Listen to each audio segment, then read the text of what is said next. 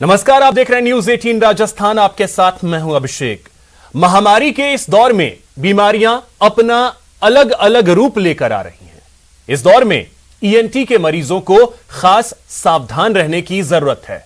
नाक, कान और गले की बीमारी से कैसे दूर रहना है, कोरोना से रिकवरी के बाद कौन सा खतरा हो सकता है, आज एक्सपर्ट से जानेंगे हमारे इस डिबेट में।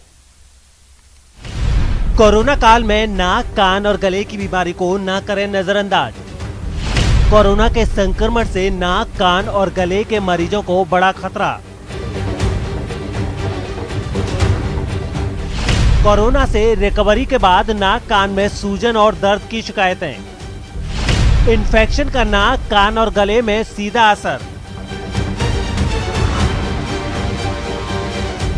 कोरोना काल में डरा रही नाक की एलर्जी। एनर्जी से साइनस संक्रमण, लिम्फ नोड संक्रमण और अस्थमा की आशंका। नाक की एलर्जी और कोरोना के शुरुआती लक्षण लगभग एक जैसे। कोरोना से रिकवरी के बाद म्यूकरमाइकोसिस का खतरा। ब्लैक फंगस से नाक, मुंह, आंख, दांत, जबड़ा और मस्तिष्क प्रभावित। कोरोना काल में नाक, कान और गले की बीमारी से कैसे रहें दूर। कोरोना काल नाक, कान, गले को रखें संभाल।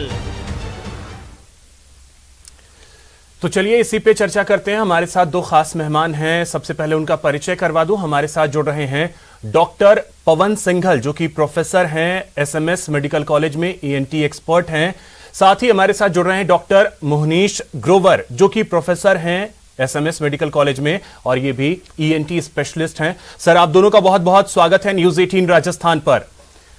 पवन जी, सबसे पहले मैं आपसे समझना चाहूंगा कि ये कोरोना का जो काल है, हमने देखा है कि सबसे पहले मास्क जरूरी किया गया कि नाक के जरिए कोरोना वायरस अंदर ना जाए, मुंह के जरिए अंदर ना जाए। तो ऐसे में जो ईएनटी के मरीज हैं, कितना डर है कोरोना का उनके लिए, जो पहले से ही अगर गला, नाक या कान की समस्या से जूझ रहे हैं? देखिए, ऐसा तो साइंटिफिकली आप देखें तो बहुत ज्यादा कोई अंतर महसूस नहीं होता, बट नो डाउट जो कान, गले की क्रॉनिक बीमारियों से ग्रसित अगर हैं, जैसे किसी को बहुत ज्यादा एलर्जी है, किसी को साइनसाइटिस है, तो हो सकता है कि उनमें लक्षण थोड़ा ज्यादा आए, थोड़ा ज्यादा गंभीरता से आए। अदरवाइज ऐसा कि कोई ईएनटी डिजीज वाले हों और ईएनटी बीमारी वाले नहीं हों, दोनों में कोरोना के होने वाली जो इंसिडेंट्स है उसमें ऐसा कोई विशेष फर्क नहीं है। अब एक चीज मैं आपसे और समझना चाहूंगा, एक एक अलग अलग चीजों के बारे में मैं आपसे बात करना चाहूंगा। सबसे पहले मैं आपसे समझना चाहूंगा नाक के बारे में। नाक की वो कौन कौन सी समस्याएं होती हैं जिससे संभल करके लोगों को ज्यादा रहने की जरूरत है इस कोरोना काल में? कोरोना काल में जिन लोगों को क्रॉनिक साइनोसाइटिस अगर होता है, जिन लोगों के अंदर श्लेष्मा झिल्ली सूजी हुई है, तो आप देखिए जो बदलाव अभी कोरोना में आ रहे हैं साइनोसाइटिस के, या नाक में सिक्रेशन ज्यादा होना, या सेकेंडरी जो इन्फेक्शन म्यूकर का, जो ब्लैक फंगस गलत से नाम दे दिया गया है, उसके जो इन्फेक्शन हो रहे हैं, वो आप देखिए उनके लिए एक सॉइल बन जाती है। अगर अंदर किसी भी तरह का कोई इन्फेक्शन पहले से व्याप्त है या सिक्रेशन ज्यादा है, सूजन ज्यादा है, तो वो जो हमारे शरीर की प्रतिरोधकता है, शरीर की रोगों से लड़ने की जो क्षमता है, वो उन मरीजों में कम होती है, तो वो ज्यादा ऐसी बीमारियों का शिकार बन सकते हैं। ठीक है। मोहनीश जी, अब मैं आपके पास आ रहा हूं। आप तो कन्वेनर भी हैं म्यूकरमाइकोसिस बोर्ड जो एसएमएस मेडिकल कॉलेज का है उसमें। तो ये जो म्यूकरमाइकोसिस है, जिसे ब्लैक फंगस कहा जा रहा है, नाक, कान और गले के लिए ये कितना खतरनाक है? अगर देखा जाए तो जो म्यूकरमाइकोसिस, जिसको कि डॉक्टर पवन सिंघल ने बोला, गलत तरह से हम बोल रहे हैं, एक ब्लैक फंगस नाम दे दिया गया है। ये एक बहुत ही खतरनाक बीमारी है। इसका कारण ये है कि ये बीमारी बहुत तेजी से आगे बढ़ती है उन लोगों में जिनमें इम्यूनिटी कम हो। अब ये इम्यूनिटी कम कई कारणों से होती है। कोविड की वजह से डायबिटीज जिनको है उनमें हम देख रहे हैं कि ज्यादा मिल रहा है, जिन्होंने स्टेरॉइड ली उनमें ज्यादा मिल रहा है, बहुत कारण है। पर ये बहुत अच्छे से सामने आ रहा है कि जिन लोगों में कोविड, डायबिटीज, स्टेरॉइड तीनों रहे उनमें शायद ये ज्यादा मिल रहा है। अब इन लोगों में जब ये फंगस चालू होती है तो चालू बिल्कुल नीचे से ज्यादातर होती है, नाक और साइनस वाले हिस्से से चालू होगी, दांतों से चालू होगी, उस हिस्से से फिर यहाँ पे पहले दर्द होना, भारीपन महसूस होना, नाक बंद रहना, ऐसे सिम्टम आते हैं। तो ये लक्षण शुरुआती लक्षण है। फिर अगर ये तालू की तरफ जाती है तो तालू की हड्डी खराब हो जाती है, कालापन आना चालू हो जाता है उसके अंदर। अगर वो आंखों की तरफ जाती है तो आंख में सूजन आना, आंख से दिखाई कम देना, दर्द रहना आंख में, पानी आता रहना आंख से ज्यादा, और फिर वो आंख बंद हो जाती है सूजन के कारण, और उससे ऊपर बढ़ने पे वो दिमाग में पहुंच जाती है, तो जिससे मरीज की जान को भी खतरा रह रहा है। तो दिक्कत यह है कि ये जो बीमारी है ये बहुत तेजी से फैलती है और बहुत ज्यादा टाइम नहीं देती है कि हम इसको वेस्ट करते रहे टाइम को और फिर इलाज पूरी तरह नहीं ले पाए। तो इसलिए ये बीमारी एक खतरनाक बीमारी है, क्योंकि अगर हम बेस्ट गाइडलाइंस भी देखें और बेस्ट लिटरेचर देखें वर्ल्ड का, तो करीब 50% तक ये माना जाता है कि मरीज की जान भी जा सकती है। अच्छा, एक और चीज मोहनीश जी, कोरोना और इस फंगस का क्या डायरेक्ट कनेक्शन है? अभी तक जो हमारे पास मरीज हैं एसएमएस में करीब 260 मरीज भर्ती हैं आज की डेट में, और इनमें से करीब मैं कहूं तो 95% से ज्यादा मरीज, बल्कि 99% अगर हम लें, जिनको की कोरोना डायग्नोज हो रखा था, उसका इलाज लिया है, और कोरोना के रहते रहते या कोरोना खत्म होने के 1 महीने के करीब तक हमारे पास ये मरीज पहुंच रहे हैं जिनके अंदर ये मिल रहा है। ऐसा नहीं है कि पहले ये बीमारी नहीं थी, क्योंकि कोरोना तो अभी चालू हुआ है, पहले भी जो मरीज थे इनकी इम्यूनिटी कम रहती थी, जैसे डायबिटीज हो, शुगर कंट्रोल में नहीं थी जिनके, उनमें हमें ये बीमारी मिलती थी, पर बहुत कम थी। साल में अगर हम देखें तो एसएमएस में पहले साल में 2 से 4 मरीज आते थे, जो दिन के अब 15 से 20 मरीज आ रहे हैं। तो ये तो है कि कोरोना जिनको हो रहा है उनको ज्यादा रिस्क है, और उनमें भी कुछ एक पर्टिकुलर ऐसे लोग हैं जिनमें ज्यादा रिस्क है। तो कोरोना का एक बहुत ही सीधा अगर हम देखें तो एसोसिएशन निकल के आ रहा है म्यूकरमाइकोसिस के साथ।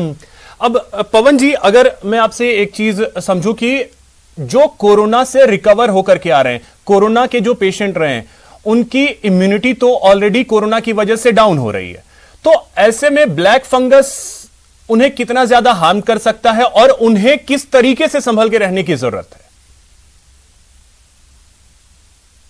कि इन मरीजों में ही ये ब्लैक फंगस क्यों हो रहा है, जैसे डॉक्टर मोनीश ने बताया, पहले हम मुश्किल से 2-4 या मैक्सिमम 12 मरीज हमारे को एंडोक्राइनोलॉजी से या फिर मेडिसिन वालों से रेफर किए जाते थे डिब्राइटमेंट के लिए।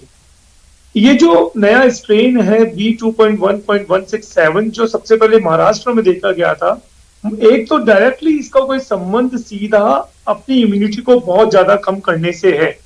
अब देखिए आप, डायबिटिक लोग बहुत हैं, हमारी भारत जो है डायबिटिक कैपिटल है पूरे वर्ल्ड की, 21% लोग डायबिटिक या प्री डायबिटिक हैं।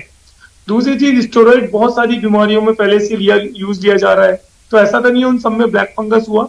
तो इस बार क्यों हुआ, इसका मतलब 2 चीजें हैं। एक तो ये जो वायरस है इस सेल की इम्यूनिटी को इतना कम कर देता है कि आप कोई भी अवसरवादी जो इन्फेक्शन है, अपॉर्चुनिस्टिक इन्फेक्शन है, उनकी गिरफ्त में आ सकते हैं।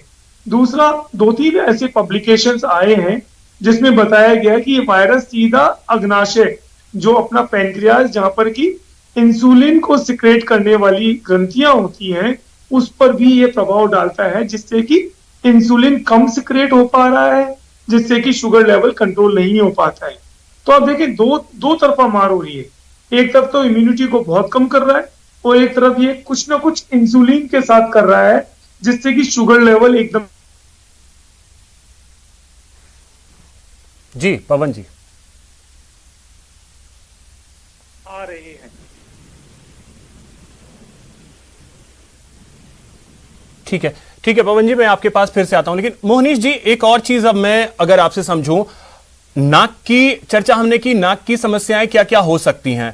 अब अगर मैं कान के बारे में आपसे समझना चाहूं, कान को लेकर के बहुत सारी धारणाएं हैं, और पिछले साल एक रिसर्च भी आया कि कोरोना वायरस जो है वो कान के जरिए भी शरीर में प्रवेश कर रहा है। अभी की स्थिति अगर मैं आपसे समझूं तो कान की वो कौन कौन सी समस्याएं हैं जिससे लोगों को बचने की जरूरत है, और वो कौन कौन सी समस्याएं हो सकती हैं?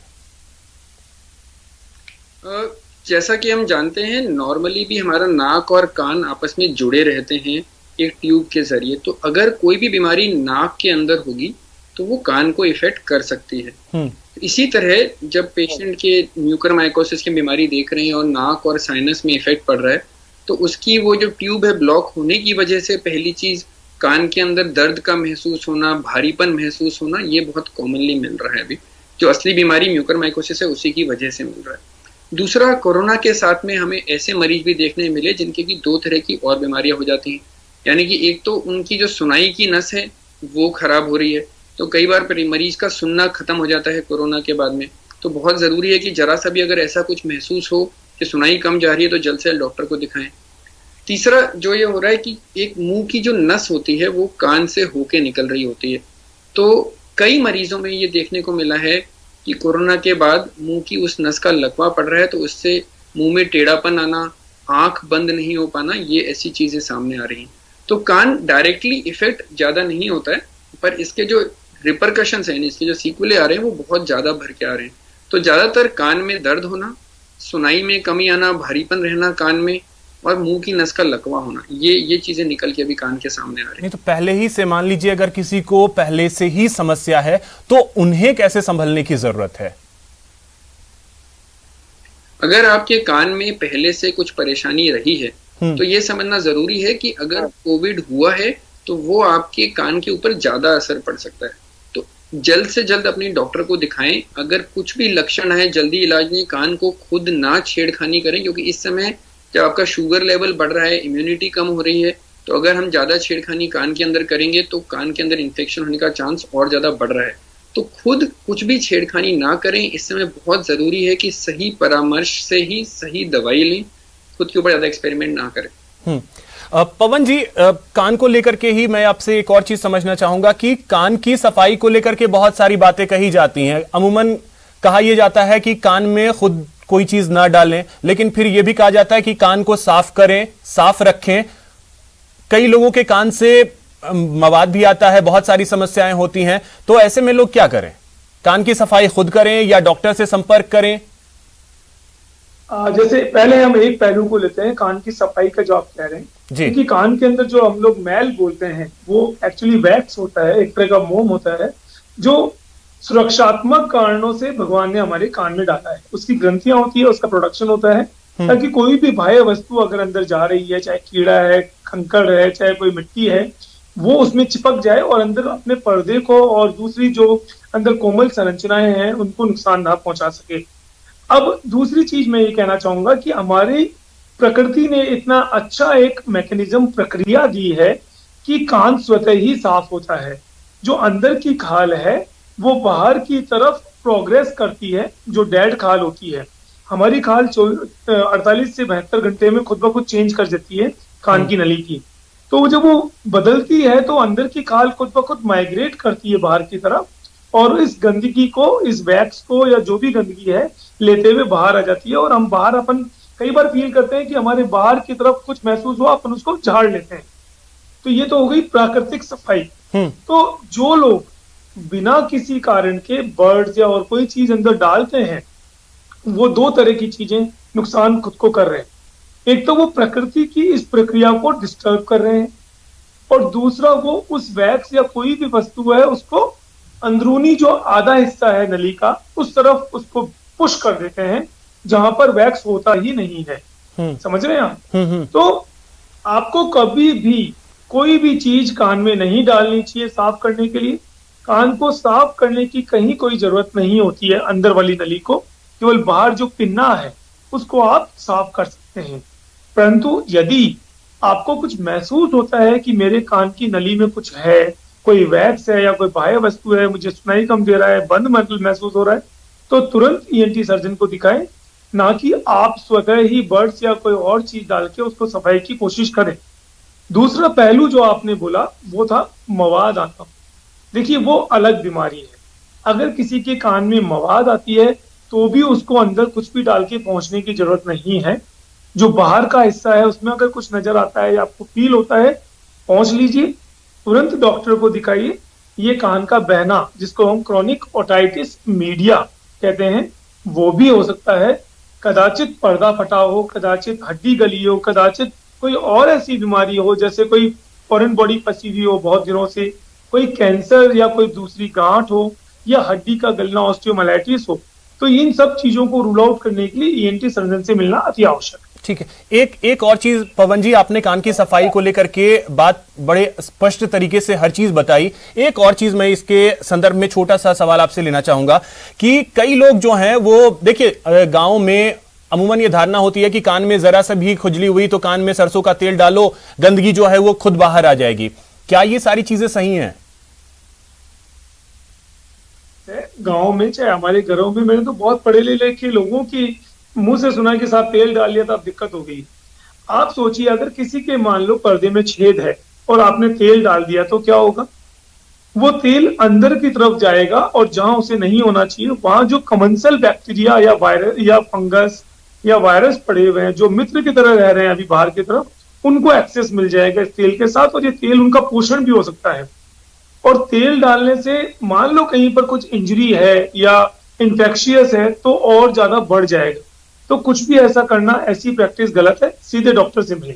ठीक है, अब मोहनीश जी, नाक और कान की तो बात हमने की, गले के संदर्भ में मैं आपसे समझना चाहूंगा कि गले की वो कौन कौन सी समस्या हैं जिससे संभल करके रहने की जरूरत है इस कोरोना काल में?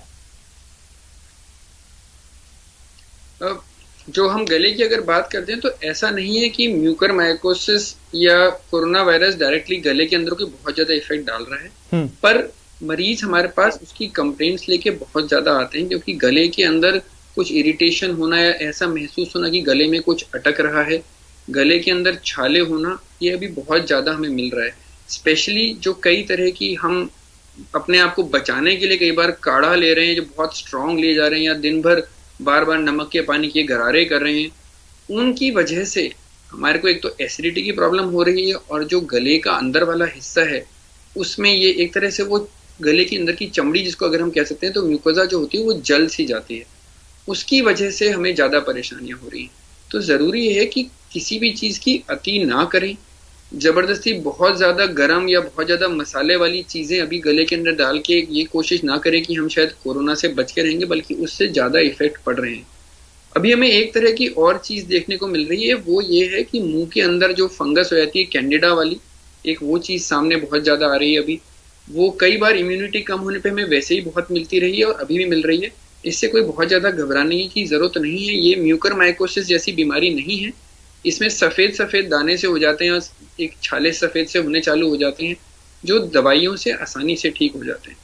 ये ज़रूर है कि म्यूकरमाइकोसिस का एक हिस्सा यानी कि जो हमारा तालू होता है जो मुंह में ऊपर की तरफ है, उसमें कई बार जब हड्डी जब तालू की इन्वॉल्व हो जाती है म्यूकरमाइकोसिस में, तो उसमें काले काले से निशान आने चालू हो जाते हैं और काले से छाला होना चालू हो जाता है। तो वो हमें नहीं, मोहनीश जी, अमूमन देखा अभी शायद आपके पास भी पेशेंट आते ही होंगे कि गले में खिचखिच हो रही है, गले में खराश है, तो ये हमें ऐसा डर लग रहा है कि ये कोरोना के ही लक्षण हैं, ये डर है कि ये फंगस के ही लक्षण हैं। ये डर कैसे दूर करें? क्योंकि सभी जो प्रकार के जो खराश हैं या सभी प्रकार के जो खिचखिच हैं वो कोरोना और ये फंगस तो हो ही नहीं सकते। ये बिल्कुल बिल्कुल सही बात कही आपने, बल्कि ज्यादातर ये कोरोना और फंगस नहीं होते हैं। समझना जरूरी है कि कोरोना के बड़े स्पेसिफिक से लक्षण होते हैं जिनको देखकर ही हमें डिसाइड करना कि कोरोना है कि नहीं। गले के अंदर खराश बहुत कम चांस है कि कोरोना हो, पर अगर आपको उसके साथ में नाक बंद रह रहा है, बुखार जा रहा है 100 डिग्री से ऊपर, सूखी खांसी रह रही है, टेस्ट या स्मेल खत्म हो रहा है, तो आपको जरूर कोरोना के बारे में सोचना पड़ेगा। सिर्फ खराश को लेके कई बार हमारे मरीज होते हैं इनको महीनों से खराश चल रही है और हमको लग रहा है कि कोरोना हो गया। ऐसा कुछ नहीं हो रहा है, इतना घबराने की जरूरत नहीं है। तो इसलिए हर गले की घबराने की बिल्कुल भी जरूरत नहीं है। अब पवन जी, मैं एक और चीज आपसे जानना चाहूंगा गले की समस्या को लेकर के। देखिए, जब मौसम चेंज होता है, खास करके गर्मी से, जब अभी बरसात का मौसम आने वाला है, कुछ दिनों बाद बारिश का दौर भी शुरू हो जाएगा, तो ऐसे में अमूमन होता है, ये नेचुरल सी चीज है कि थोड़ा ठंड बढ़ने के बाद गले में खराश होना, सर्दी होना, थोड़ा सा बॉडी भी गर्म होता है। तो ऐसे में लोग जो है ये सोच बैठते हैं कि ये कहीं हमें कोरोना तो नहीं हो गया, हमें फंगस तो नहीं हो गया, मौसम की वजह से। ये कितना असर डाल सकता है? इनको वैसे भी हमेशा होते हैं, तो उसे ये देखना होगा कि ये वही सारे लक्षण हैं जो मुझे हमेशा होते हैं या इस बार लक्षण कुछ बढ़े हुए मुझे महसूस हो रहे हैं। और अगर लक्षण 2-4 दिन 5 दिन से ज्यादा जा रही हैं तो नो डाउट एक बार डॉक्टर को दिखा के चीजों को क्लियर कर लेने में कोई बुराई नहीं है, क्योंकि कई बार अब उपेक्षा का शिकार हो जाना गलत है। तो अगर सामान्य से लक्षण हैं जो मौसमी चेंज होते हैं, हल्का सा गला खराब होना, ज्यादा कफ का गिरना, जुकाम सी होना, तो ठीक है। लेकिन साथ में आपको बुखार आ रहा है जो सामान्य दवाइयों से ठीक नहीं हो रहा है या सामान्य ड्यूरेशन में नहीं हो रहा है ठीक, आपको सिर दर्द हो रहा है, आपका बॉडी एक बहुत ज्यादा है, इस तरह की अगर और चीजें साथ में आ रही हैं, जैसे अभी और भी नए लक्षण कोरोना में इस बार आए थे, जैसे बैकएक होना, यानी एक तरीके से पवन जी मैं समझूं तो घबराने की जरा सी भी जरूरत नहीं है। बहुत सारी चीजें मौसमी भी होती हैं, बहुत सारी चीजें नेचुरल जो सिंपल हैं, जो हर साल होती आई है वही चीजें हैं। ऐसे में लोगों को डरने की बिल्कुल भी जरूरत नहीं है। फिलहाल इतना ही, नमस्कार।